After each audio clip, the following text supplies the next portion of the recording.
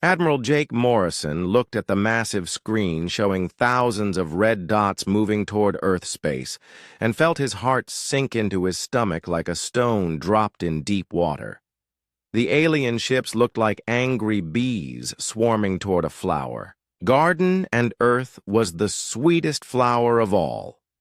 He had spent 30 years in Space Command, but nothing had prepared him for this moment when humanity faced complete destruction from an enemy they barely understood. The Zephyrian Confederation had been quiet for decades, while human colonies spread across nearby star systems like seeds blown by cosmic winds. People had grown comfortable thinking the aliens would leave them alone forever, but that dream was ending right now. Intelligence reports said the alien fleet numbered close to 10,000 warships, and each one was bigger and more powerful than anything humans had ever built. Captain Lisa Park stood beside the Admiral and pointed at clusters of enemy ships on the display. Her voice stayed calm, even though everyone in the room could feel the fear hanging in the air like smoke after a fire. She had been tracking alien movements for months and watching their fleet grow stronger while human defenses stayed weak and scattered across too many worlds. The briefing room filled with officers from every human colony and military base within 50 light-years of Earth. Commander Ryan Bell from Luna Station brought reports about defensive preparations that seemed pathetic compared to what was coming. Earth had maybe 800 ships total, and most of them were cargo haulers or mining vessels, with weapons bolted on as an afterthought. Dr. Amy Wright entered the room carrying a data pad that might hold humanity's only hope for survival. She worked in the Secret Weapons Division, where scientists tried to build things that could compete with alien technology.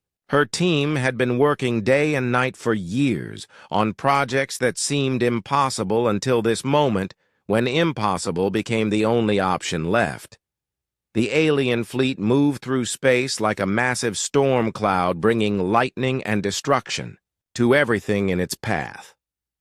12 star systems had already fallen to their advance, and millions of humans were dead or missing. The Zephyrians used weapons that could crack planets like eggs and shields that seemed to stop everything humans could throw at them. Jake Morrison had seen the reports from fallen colonies, and the images still haunted his dreams. Entire cities turned to glass by alien energy weapons and orbital stations cut in half like toys broken by an angry child. The enemy showed no mercy to civilians and took no prisoners except for research purposes that nobody wanted to think about too carefully. Lisa Park brought up tactical displays showing how previous battles had gone, and the pattern was always the same. Human fleets would fight bravely for a few hours before being overwhelmed by superior numbers and technology. The aliens seemed to enjoy taking their time and destroying human ships one by one while broadcasting the battles to other colonies as a warning. Ryan. Bell reported that defensive positions around Earth and Luna were being strengthened as fast as possible, but everyone knew it would not be enough. Mining lasers were being converted to weapons, and civilian ships were being armored with whatever materials could be found. Volunteers came forward faster than they could be trained, but courage alone would not stop alien plasma cannons. Amy Wright finally spoke up and told them about 18 prototype ships that had been built in secret shipyards, hidden in asteroid belts. Each vessel carried experimental quantum disruption technology that might be able to punch through alien defenses if used correctly. The problem was that nobody knew if the technology would work, and testing it meant sending crews on suicide missions into enemy territory. The quantum ships were smaller and faster than normal warships, but they carried weapons that could theoretically collapse enemy shield matrices across entire fleets. The science was complex, but the basic idea was simple enough. Find the right. Frequency and alien shields would fail like soap bubbles popped by a child's finger. Volunteers stepped forward immediately when Jake Morrison explained what needed to be done. Captain Steve Hayes volunteered to lead the first squadron, even though he had a wife and 2 children waiting for him on Mars Colony. Lieutenant Katie Ross raised her hand to command infiltration operations behind enemy lines, where capture meant worse than death. Chief Engineer Dan Foster worked 18-hour days preparing the experimental ships and installing weapons that had never been tested in real combat. His teams welded armor plates and connected power systems, while the alien fleet grew closer with each passing hour. Every day of delay meant more human colonies would fall before the mission could begin. The meeting ended with plans for a desperate gamble that would either save humanity or ensure its complete destruction. 18 ships against 10,000 seemed like madness, but sometimes madness was the only rational response to impossible odds. The crews prepared for launch knowing they would probably never see Earth again, but hoping their sacrifice might give their species a chance to survive. The 18 ships launched from hidden bases scattered throughout the asteroid belt, while Earth's main fleet prepared for the biggest battle in human history. Captain Steve Hayes watched through his viewport as the UES Valiant slipped away from the mining station that had hidden it for months. The ship felt different from normal warships because every system had been rebuilt around the quantum disruption core that hummed quietly in the engine room like a sleeping giant. Earth's fleet moved out to meet the alien vanguard in a desperate attempt to buy time for the secret mission to reach hyperspace without being detected. Jake Morrison led 800 human ships against the first wave of Zephyrian attackers, and everyone knew most of them would not survive the encounter. The sacrifice was necessary because 18 small ships needed every second they could get to disappear into deep space.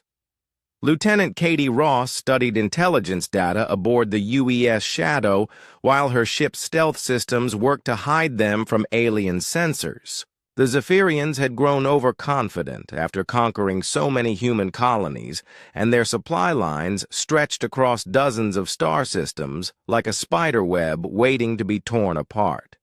Human analysts had identified weak points where small strikes could cause massive damage to the enemy war machine.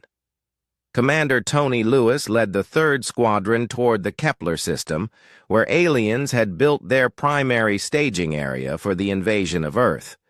His ship carried a team of engineers and combat specialists who had trained for months to implement the quantum disruption protocol. The technology was so new that instruction manuals were still being written while they flew toward enemy territory. Dr. Helen Clark monitored the experimental systems from her position aboard the UES Phoenix and watched readouts that showed power levels dancing on the edge of catastrophic failure. The quantum drives were holding steady, but they operated far beyond anything that had been tested safely. One small miscalculation could tear their ships apart at the molecular level and scatter their atoms across light years of empty space.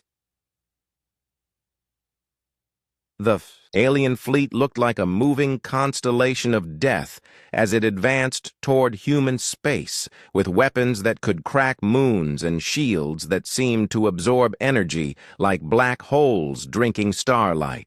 Intelligence reports said each enemy ship carried enough firepower to sterilize a planet, and their crews showed no mercy to anyone who stood in their way. Captain Nick Davis received confirmation that all 18 ships had successfully penetrated the outer edge of enemy territory without being detected. The real mission could now begin, and every crew member understood they were probably looking at their last few days of life. The quantum ships spread out across 7 star systems to strike at targets that could cripple the alien war machine. Katie. Ross brought up tactical displays showing Zephyrian supply depots and communication relays that kept their massive fleet coordinated. The aliens had built their empire on the assumption that no enemy could threaten their rear areas, and that overconfidence had created vulnerabilities that human desperation might be able to exploit. Steve Hayes felt the quantum core powering up as his ship approached the first target, and the sensation was like standing next to a thunderstorm that had been compressed into a metal box. The weapon systems came online with a sound like wind chimes made from crystal, and everyone held their breath as they prepared to find out if human science could compete with alien technology. The UES Shadow slipped through asteroid fields and cosmic dust clouds while Katie Ross planned infiltration routes that would take her team deep into enemy territory. Her ship carried viruses designed to cascade through alien computer networks and sever the communication links that held their fleet together. The mission required getting close enough to upload the viruses without being detected by sensors that could spot a grain of sand from 1,000,000 miles away. Tony Lewis studied the massive staging area in the Kepler system where thousands of alien ships gathered supplies and reinforcements for the assault on Earth. The facility looked like a metal city floating in space with docking bays large enough to hold entire human fleets. Destroying it would force the aliens to retreat or risk running out of fuel and ammunition in the middle of their invasion. Helen Clark made final adjustments to the quantum frequency generators that would hopefully collapse alien shield matrices across multiple star systems simultaneously. The theory was sound, but putting it into practice meant coordinating attacks across vast distances, while enemy forces tried to hunt down and destroy every human ship they could find.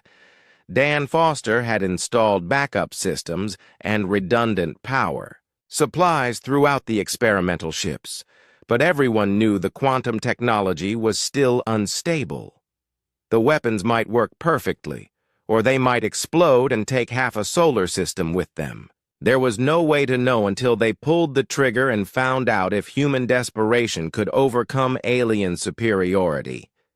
The 18 ships disappeared into hyperspace like ghosts fading into morning mist, while behind them Earth's fleet fought, the opening battle of a war that would determine whether humanity survived or joined the long list of species that had challenged the Zephyrian Confederation and lost everything. Captain Steve Hayes led the first assault on a massive Zephyrian supply depot that orbited a gas giant in the Proxima system like a metal moon bristling with weapons and docking bays. The facility stretched for hundreds of miles in every direction and contained enough supplies to feed the alien invasion fleet for years. His hands trembled slightly as he gave the order to fire the quantum torpedoes that would either punch through enemy defenses or fail spectacularly. The UES. Valiant's experimental weapons tore through alien shield matrices like hot knives cutting through butter, and Steve watched in amazement as defensive systems that had seemed impossible to penetrate simply collapsed under the quantum assault. Enemy fighters scrambled to respond, but their own shields failed one by one as the quantum effect cascaded through their network like a virus spreading through a computer system. Explosions bloomed across the supply depot as secondary systems overloaded, and ammunition stores began cooking off in chain reactions that lit up the gas giant's atmosphere with false auroras. Steve had expected a desperate fight against overwhelming odds, but instead found himself watching the largest enemy facility in the system tear itself apart from the inside out. Lieutenant Katie Ross executed her infiltration mission aboard the UES Shadow, while enemy forces focused on the dramatic fireworks happening in the Proxima system. Her ship slipped through sensor networks that had been designed to detect large fleets rather than small stealth vessels, and approached 3 communication relay stations that coordinated Zephyrian fleet movements across dozens of star systems. The first relay station looked like a massive spider made from metal and crystal with communication arrays reaching out in every direction to touch alien ships scattered across the galaxy. Katie's team uploaded viruses into the station's computer core while enemy technicians remained completely unaware that their network had been compromised by human software designed to spread and multiply like cancer cells. The second station guarded the main hyperspace communication link between the invasion fleet and Zephyrian High Command, and destroying it would leave enemy forces operating blind without orders or coordination from their home worlds. Katie watched her computer specialist work with steady hands while alien patrols passed within a few hundred yards of their hidden ship. Commander Tony Lewis discovered something unexpected when he reached the Kepler staging area and found massive prison ships holding captives from conquered human colonies. Millions of people were trapped in cargo holds, designed for equipment rather than living beings, and the conditions looked worse than anything from humanity's darkest historical periods. The prison ships changed everything because Tony's conscience would not allow him to complete his mission without attempting a rescue, even though it meant exposing his position to enemy reinforcements. He contacted the other squadron leaders and explained the situation while knowing that saving the prisoners might doom the entire operation. Dr. Helen Clark analyzed quantum frequency patterns from her position aboard the UES Phoenix and made a discovery that could change the entire war. Zephyrian shield technology operated on harmonic frequencies that could be disrupted by precisely timed quantum bursts, and the effect would cascade through their entire fleet if coordinated properly.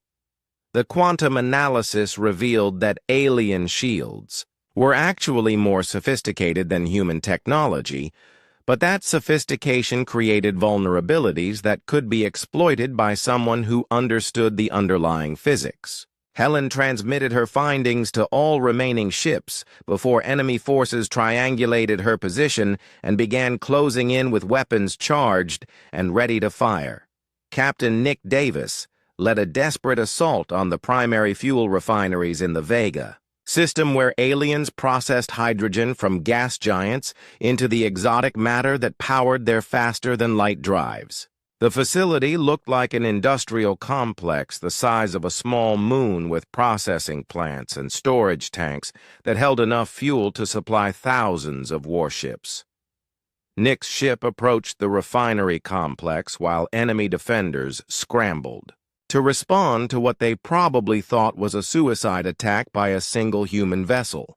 The aliens had no way of knowing that the UES Horizon carried quantum charges specifically designed to destabilize the exotic matter storage systems and create a chain reaction that would consume the entire facility.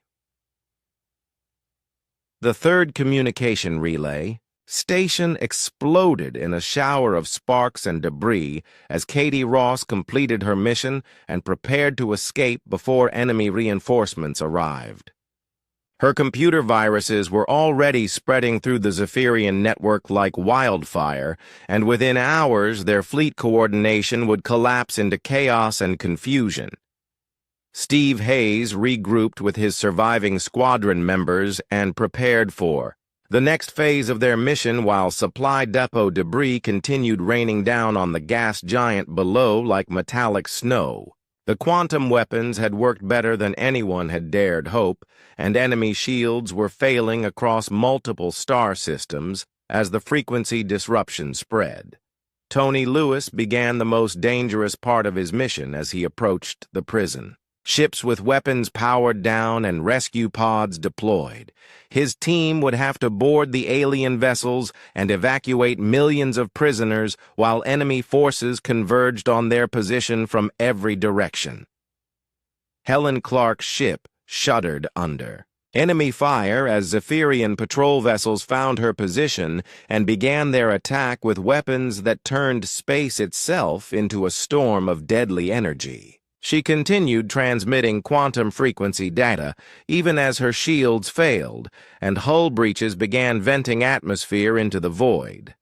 The 18 human ships had penetrated deeper into enemy territory than anyone thought possible, and their quantum weapons were proving that human science could compete with alien technology when desperation provided the motivation to push beyond all reasonable limits of safety and sanity. The quantum disruption protocol succeeded beyond all human expectations, and Captain Steve Hayes watched in amazement as Zephyrian fleet elements across 7 star systems found their shields failing simultaneously, like lights going out in a city during a power failure. Enemy squadrons that had seemed invincible moments before became sitting ducks as their defensive systems collapsed and left them vulnerable to attacks from hidden resistance cells that had been waiting for this moment. Alien commanders frantically tried to understand what was happening as their most advanced warships lost protection from weapons that had kept them safe for centuries of conquest. The quantum frequency disruption cascaded through their shield networks faster than their technicians could respond, and repair systems began overloading under the strain of trying to compensate for harmonics that no longer matched their original specifications. Lieutenant Katie Ross barely escaped the collapsing communication network as Zephyrian forces realized they had been infiltrated by human agents and began hunting for the source of the viruses that were spreading through their computer systems. Her ship's stealth systems were failing under the intense sensor sweeps, but she had accomplished her mission, and the enemy fleet was now operating blind without coordination between different battle groups. The UES Shadow limped toward a rendezvous point while Katie's crew worked desperately to repair damaged systems and maintain their invisibility long enough to escape enemy territory. Behind them, the 3 communication relay stations continued broadcasting corrupted data that would confuse alien forces for days or weeks, depending on how long it took their technicians to identify and remove the human viruses. Commander Tony Lewis successfully liberated over 50,000 prisoners from the massive detention ships, but the rescue operation cost him dearly when enemy reinforcements arrived faster than expected. The UES Thunderbolt was destroyed while covering the evacuation, and Tony went down with his ship along with half his crew to ensure that the rescue transports could escape with their human cargo. The prison ships had held people from dozens of conquered colonies, and many of them carried intelligence about Zephyrian military operations that would prove invaluable to human resistance forces. Tony's sacrifice saved not just lives but also information that could help other human worlds prepare better defenses against future alien attacks. Dr. Helen Clark's ship was torn apart by enemy weapons when Zephyrian reinforcements arrived at her position in overwhelming numbers, but not before she transmitted the complete quantum frequency analysis to Earth and every human ship within communication range. Her death provided the key to replicating the shield disruption technology across humanity's remaining fleet and turning a desperate gamble into a weapon that could level the playing field. The quantum frequency data spread through human communication. Networks like a beacon of hope in the darkness, and scientists on Earth immediately began modifying existing weapons to exploit the vulnerabilities that Helen had discovered in alien defensive systems. Her final transmission became the foundation for new technologies that would give humanity a fighting chance against superior enemy numbers. Captain Nick Davis completed his mission in the Vega system, but found himself trapped as enemy forces converged on his position from multiple directions with weapons charged and murder in their alien hearts. The fuel refineries were burning like artificial suns, but his ship had taken too much damage to escape, and enemy reinforcements were closing in for the kill. Nick made the ultimate choice and overloaded his ship's quantum core to destroy what remained of the refinery complex and deny the aliens access to the exotic fuel supplies they needed to maintain their massive invasion fleet. The explosion consumed everything within 1,000 miles and created a new asteroid belt from the debris of industrial facilities that had taken decades to build. The surviving members of the 18-ship mission regrouped at hidden bases scattered throughout human space, while behind them alien forces struggled to cope with communication breakdowns and shield failures that left them vulnerable to attacks they had never expected to face. Only 6 ships remained operational, but their intelligence gathering had provided Earth with everything needed to turn the tide of the invasion. Steve Hayes found himself commanding the remnants of the Special Mission Force and coordinating with resistance cells that had been activated by the quantum frequency broadcasts. Small human ships emerged from hiding places throughout occupied territory and began striking at alien forces whose shields could no longer protect them from conventional weapons. The Zephyrian invasion fleet discovered that their overwhelming numerical advantage meant nothing when their defensive systems failed and human fighters could penetrate their formations like arrows shot through paper targets. Alien commanders who had grown accustomed to easy victories found themselves fighting for survival against an enemy they had dismissed as primitive and weak. Katie Ross led the surviving infiltration teams in strikes against key command ships, whose crews were struggling to maintain fleet coordination without their communication networks. The aliens had built their military doctrine around centralized control, and removing their ability to coordinate large formations left them vulnerable to attacks by smaller and more flexible human forces. Earth's defenders received Helen Clark's quantum frequency data and immediately began retrofitting their weapons to exploit alien shield vulnerabilities, while the invasion fleet struggled with equipment failures and communication breakdowns that turned their coordinated advance into a chaotic retreat. The 18-ship mission had cost many lives but achieved something that seemed impossible just days before. Admiral Jake Morrison received the quantum frequency data transmitted by Dr. Helen Clark's final sacrifice and immediately ordered every human ship in the Sol system to retrofit their weapons with the shield disruption technology that could penetrate alien defenses. Earth's fleet might still be outnumbered 10-1, but now they had a real chance to level the playing field against an enemy that had seemed invincible just hours before. Human engineers worked around the clock to modify plasma cannons and missile warheads with quantum frequency generators built from Helen's specifications, while the Zephyrian invasion fleet continued its advance toward Earth. The aliens had no idea that their greatest advantage had been turned into a fatal weakness by 18 small ships and a handful of brave crews willing to die for their species.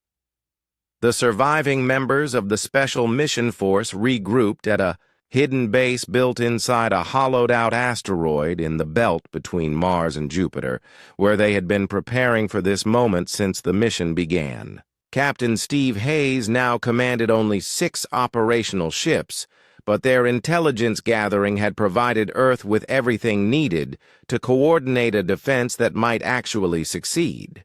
Steve studied tactical displays showing Zephyrian fleet positions and realized the aliens were still advancing in tight formations that made perfect sense when their shields could protect them from human weapons, but would become death traps once those same shields failed under quantum frequency assault. The enemy had no idea their defensive doctrine was about to become their greatest vulnerability. Lieutenant Katie Ross led her remaining infiltration specialists in a final assault on the Zephyrian flagship where alien commanders were trying to understand why their communication networks had collapsed and their shield systems were failing across multiple star systems. Her team used stealth technology to penetrate defenses that had been weakened by the quantum frequency disruption.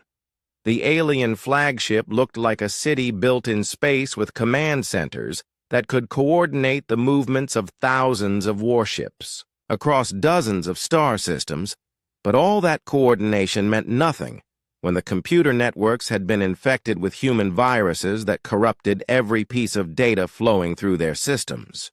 Katie's team planted quantum charges throughout the massive vessel, while alien crew members struggled to understand why their most advanced systems were failing one by one, like dominoes falling in a carefully planned sequence. The charges were designed to overload the ship's power core and create an explosion that would be visible from Earth. Admiral Morrison watched from the bridge of the UES Liberty as human and alien fleets finally met in the space between Earth and Mars, where humanity would make its last stand against an enemy that had conquered half the galaxy. The Zephyrian fleet still outnumbered human forces by an overwhelming margin, but their shields were failing, and their communications were compromised. The first quantum-enhanced missiles struck alien warships and punched through defensive barriers that had seemed impenetrable just days before, while Steve Hayes led coordinated strikes against key enemy command vessels whose crews were too confused to respond effectively to the sudden change in tactical situation. Human fighters swarmed through alien formations like angry wasps attacking a giant that had stumbled into their nest, and for the first time in the war, Zephyrian crews found themselves on the receiving end of weapons that could actually hurt them. Ships that had terrorized human colonies began exploding under concentrated fire from plasma cannons modified with quantum frequency generators. The alien flagship erupted in a pillar of fire that could be seen from Earth when Katie Ross triggered the quantum charges she had planted throughout its command centers. The explosion tore through the massive vessel like lightning seeking the ground and took with it the central coordination that held the Zephyrian fleet together. Steve Hayes watched enemy formations begin to break apart as individual ship commanders found themselves cut off from higher authority and forced to make decisions without the centralized control that had made their species such effective conquerors. Some alien ships tried to continue the attack, while others began withdrawing toward the outer system. The Battle of Earth lasted 18 hours, and when it ended, the space around humanity's homeworld was filled with the debris of alien warships that had seemed unstoppable when the day began. Of the nearly 10,000 ships that had threatened to end human civilization, fewer than 100 remained operational, and most of those were fleeing toward the edge of the solar system. Admiral Morrison counted the cost of victory and found it almost too heavy to bear, with thousands of human ships destroyed and tens of thousands of crew members dead or missing. But humanity had survived its greatest test and proven that courage and determination could overcome seemingly impossible odds when survival was at stake. Katie Ross was among the survivors rescued from the wreckage of the alien flagship, and she brought with her intelligence data that revealed the location of other Zephyrian fleets and the weaknesses that could be exploited to free human colonies that had fallen during the early stages of the invasion. The 18 ships had launched, knowing they would probably never return home, and in the end, only 3 crews survived to see the victory they had made possible through their willingness to venture into enemy territory and strike at targets that, conventional wisdom said, were impossible to reach or destroy. Earth was safe, but the war was far from over, as human fleets began planning counterattacks against alien positions throughout human space using quantum frequency technology that had turned the galaxy's most powerful military force into a collection of vulnerable targets waiting to be destroyed by people they had dismissed as primitives. Captain Steve Hayes stood on the bridge of his damaged ship and watched rescue crews pull survivors from the wreckage that filled Earth's orbital space like a graveyard of metal and dreams. The UES Valiant had taken heavy damage during the final battle, but she still flew, and her quantum weapons had proven that human science could compete with alien technology when desperation provided the motivation to push beyond all reasonable limits. The victory at Earth was only the beginning, because millions of humans remained trapped in alien-occupied territories throughout dozens of star systems, where Zephyrian forces still controlled orbital stations and planetary surfaces. Intelligence. Reports indicated that many colonies had been completely destroyed while others survived under brutal occupation that made death seem like mercy. Admiral Jake Morrison called together the surviving commanders for a planning session that would determine whether humanity could follow up their defensive victory with offensive operations designed to liberate occupied worlds before the aliens recovered from their defeat and reorganized their scattered forces into new invasion fleets. Earth's industrial capacity had been damaged but not destroyed during the battle, and factories were already working around the clock to build new ships equipped with quantum frequency weapons that could penetrate alien defenses. The production lines that had once built cargo haulers and mining equipment were now turning out warships designed specifically to exploit Zephyrian vulnerabilities. Lieutenant Katie Ross recovered from her injuries aboard the medical station orbiting Luna and provided detailed intelligence about alien fleet dispositions and command structures gathered during her infiltration missions behind enemy lines. Her data revealed that the Zephyrian Confederation was not the monolithic empire it appeared to be, but rather a collection of competing factions held together by military success. The quantum frequency analysis transmitted by Dr. Helen Clark before her death had been refined and improved by human scientists who discovered additional weaknesses in alien shield technology that could be exploited by coordinated attacks using multiple frequency patterns. The aliens had built their defenses around mathematical principles that humans could understand and counter. Steve Hayes was promoted to admiral and given command of the new Quantum Warfare Division, tasked with planning and executing liberation operations throughout human space. His experience with the experimental technology and knowledge of alien defensive systems made him the logical choice to lead humanity's counteroffensive against an enemy that still outnumbered them significantly.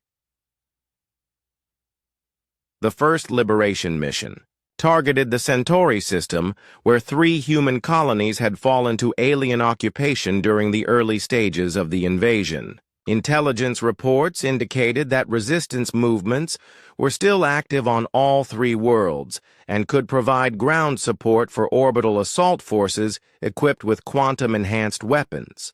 Admiral Morrison assembled a fleet of 200 ships for the Centauri operation, while keeping the bulk of Earth's defensive forces in the Sol system to guard against possible alien counterattacks. The new vessels were smaller and faster than traditional warships, but they carried quantum frequency generators that could disable alien shields across entire battle groups. Katie Ross led a team of infiltration specialists aboard stealth ships, designed to penetrate enemy sensor networks and coordinate with resistance movements on occupied worlds. Her experience with alien computer systems and communication protocols made her invaluable for operations that required precise timing and perfect coordination between space and ground forces. The Liberation Fleet jumped to hyperspace while Earth's population watched news broadcasts showing their defenders heading out to free human colonies that had been given up for lost. Public opinion had shifted from despair to hope as people realized their species had not only survived the alien invasion, but gained the capability to strike back.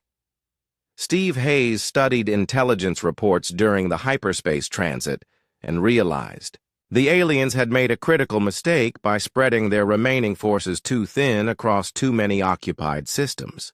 The quantum frequency weapons gave human forces a qualitative advantage that could overcome superior enemy numbers if used correctly. The Centauri system appeared on tactical displays as a collection of 3 worlds surrounded by alien defensive installations and patrol fleets that had been designed to suppress human resistance movements rather than fight major fleet actions. The enemy commanders probably expected to deal with small raids rather than full-scale liberation operations. Human ships dropped out of hyperspace at the edge of the system and immediately began broadcasting quantum frequency disruption signals that caused alien shields to fail across multiple defensive positions simultaneously. Enemy forces that had been comfortable in their superiority suddenly found themselves vulnerable to weapons they had dismissed as primitive. The liberation of Centauri Prime began with orbital bombardment of alien defensive positions, while Katie Ross led infiltration teams to coordinate with resistance fighters who had been waiting months for this moment. Underground tunnels that had hidden human survivors became launching points for attacks against alien ground forces. Steve Hayes commanded the space battle from his flagship, while quantum-enhanced missiles punched through enemy defenses and human fighters swarmed through alien formations like wolves attacking a wounded elk. The aliens fought back with desperate courage, but their weapons could not penetrate human shields while their own defenses failed under the quantum assault. The second and third worlds in the Centauri system fell within hours as alien forces realized. They could no longer depend on their technological superiority to maintain control over hostile populations. Some enemy commanders attempted to destroy human settlements rather than allow them to be liberated, but most alien troops simply surrendered when their situation became hopeless. The liberation of Centauri sent shockwaves throughout the galaxy, as other species realized that the supposedly invincible Zephyrian Confederation could be defeated by primitives who had barely achieved faster-than-light travel. News of the human victory spread through alien communication networks and inspired resistance movements on dozens of occupied worlds.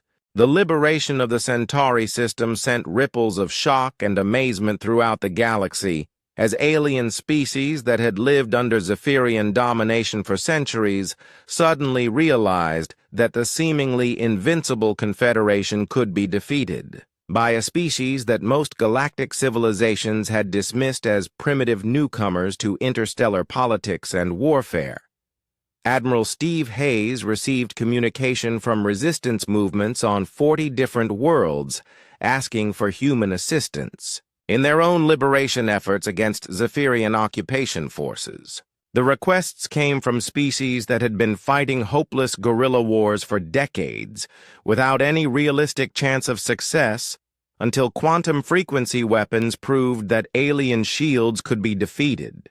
Earth's diplomatic corps worked overtime to establish contact with alien resistance movements, while military planners tried to determine which liberation operations would provide the greatest strategic advantage against remaining Zephyrian forces. Human ships were still vastly outnumbered, but their technological edge was growing stronger as scientists refined quantum frequency weapons based on combat experience. Lieutenant Katie Ross led intelligence-gathering missions to occupied worlds, where her team worked with local resistance fighters to identify Zephyrian command centers and supply depots that could be targeted by human liberation fleets. The aliens had grown careless during centuries of easy conquest, and their security arrangements were designed to suppress local uprisings rather than resist professional military operations. The Zephyrian Confederation began recalling scattered fleet elements from remote frontier regions to defend their core territories, but the process took time and coordination that human forces could exploit by striking at isolated garrisons before reinforcements arrived. Every day of delay gave humanity more opportunities to liberate occupied systems and gain alien allies. Admiral Jake Morrison received intelligence reports indicating that other alien empires were quietly providing support to human liberation. Efforts in the hope that weakening the Zephyrian Confederation would create opportunities for them to reclaim territories lost during previous wars. The galaxy's balance of power was shifting as humanity's unexpected success inspired others to challenge Zephyrian dominance. Steve Hayes planned the next liberation operation, targeting the Wolf system, where Zephyrian forces had established a major logistics hub that supplied occupation troops throughout an entire sector. Destroying the facility would force aliens to withdraw from dozens of worlds, or risk having their forces cut off from supplies and reinforcements. The Wolf system operation required careful coordination between multiple human fleets and alien resistance movements on 6 different worlds, while quantum frequency weapons disrupted Zephyrian communications and defensive systems across the entire region. The mission represented the largest human military operation since the defense of Earth. Human shipyards worked at maximum capacity to build new vessels equipped with improved quantum weapons, while recruitment centers processed volunteers from liberated colonies eager to join the fight against their former oppressors. The liberation fleets were becoming truly interstellar forces with crews drawn from dozens of human settlements. Katie Ross discovered during her intelligence missions that many alien species possessed advanced technologies that could be adapted to human needs if proper diplomatic relationships could be established. The war against the Zephyrian Confederation was creating opportunities for technological exchange that could advance human civilization by centuries. The Wolf system battle began when human fleets dropped out of hyperspace simultaneously at 12 different locations throughout the star system and immediately began broadcasting quantum disruption frequencies that collapsed alien defensive networks within minutes. Enemy forces found themselves fighting blind against an opponent they could no longer track or target effectively. Zephyrian commanders attempted to coordinate their defense using backup communication systems, but human infiltration teams had already compromised most of their secondary networks during the weeks leading up to the assault. The aliens discovered that their enemies had learned to fight smart rather than relying purely on courage and superior numbers. Steve Hayes commanded the central assault force that targeted the main logistics complex while other human fleets engaged scattered enemy defensive positions throughout the system.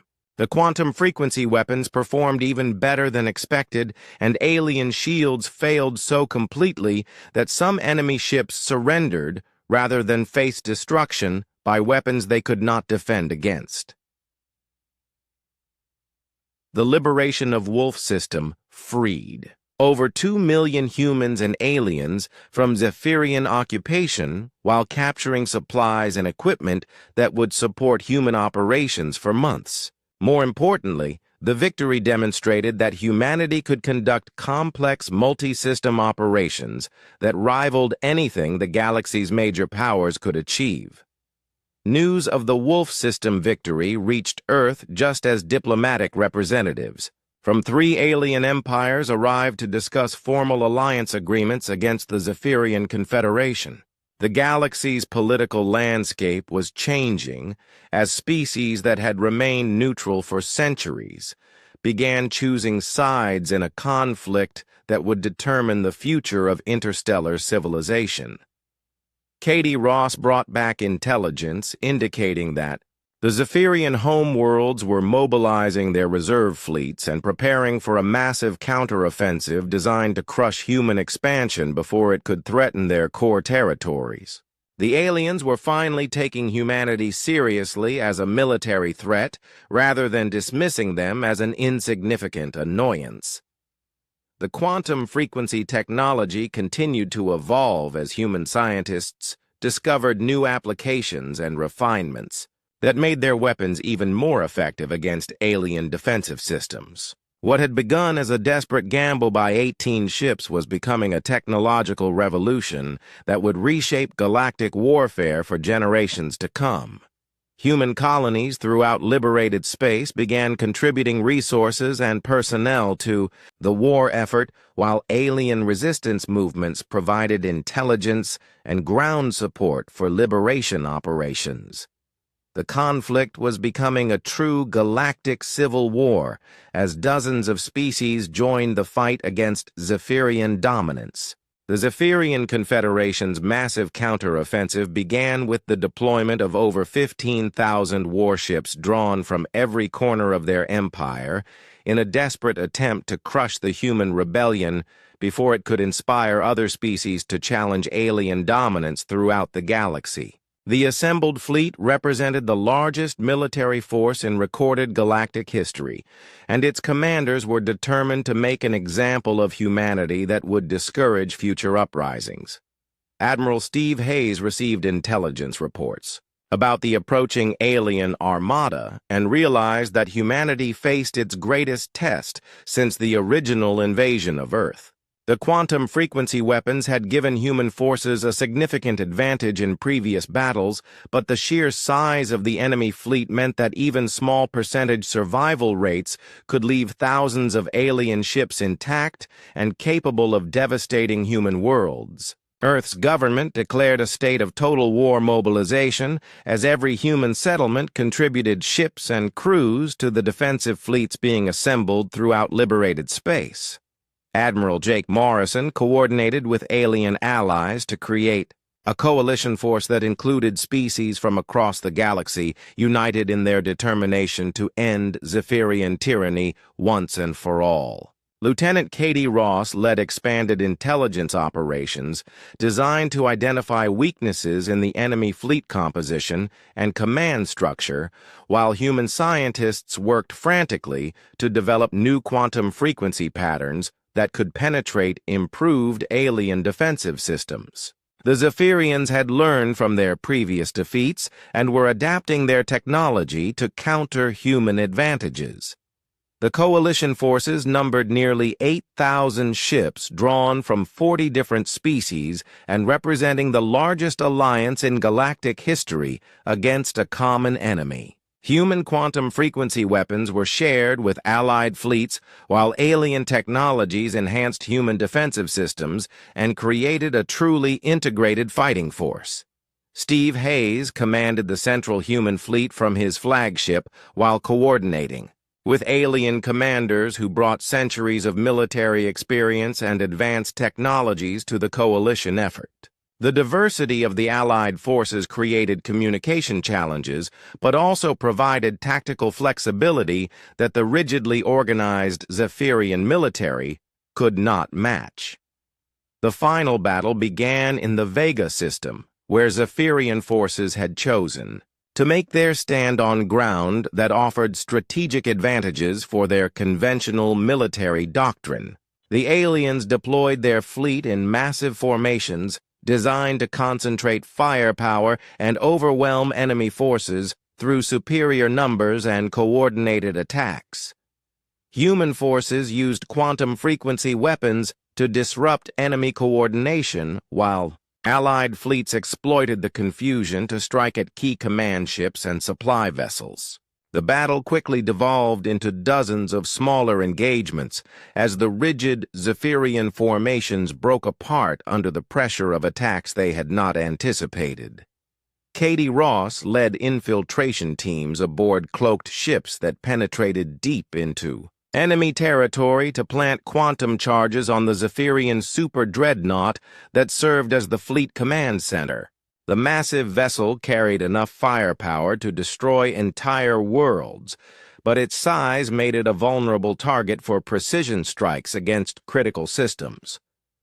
The coalition forces fought with desperate courage as the fate of galactic civilization hung in the balance, while Zephyrian commanders gradually realized that their numerical superiority meant nothing against enemies who could neutralize their defensive advantages and coordinate attacks across multiple species and tactical doctrines. Steve Hayes watched the battle unfold from his command center and saw patterns emerging from the chaos as quantum frequency weapons systematically stripped away alien advantages while Allied forces exploited every weakness in enemy formations. The Zephyrians were losing ships faster than they could replace them, and their fleet cohesion was collapsing under pressure. The explosion of the Zephyrian super-dreadnought marked the turning point of the battle as alien morale collapsed and fleet commanders began ordering withdrawals rather than face total annihilation. Katie Ross and her team had successfully planted their charges and escaped seconds before the massive vessel tore itself apart in a chain reaction that could be seen from neighboring star systems.